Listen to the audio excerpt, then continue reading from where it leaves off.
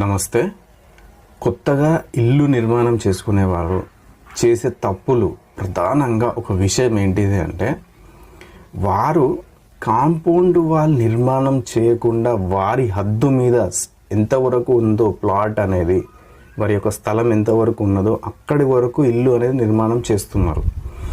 దానివల్ల అక్కడ వారు ఇబ్బంది పడే విషయం ఏంటిది అంటే, దాని తర్వాత అంటే వీరు నిర్మాణం చేసిన తర్వాత పక్క వారి యొక్క ఎగ్జాంపుల్ ట్యాంక్ ఉందనుకోండి, వాటర్ ట్యాంక్ ఉంటే వీరికి ఏ మూల అయితే వస్తుందో ఎగ్జాంపుల్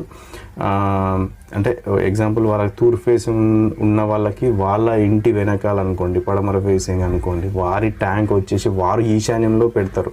వీరికి కాంపౌండ్ వాల్ లేకపోవడం వల్ల, వారు కాంపౌండ్ వాల్ లేకపోవడం వల్ల వారి ట్యాంక్ వీరికి వాయువ్యం అవ్వడం అనేది జరుగుతుంది.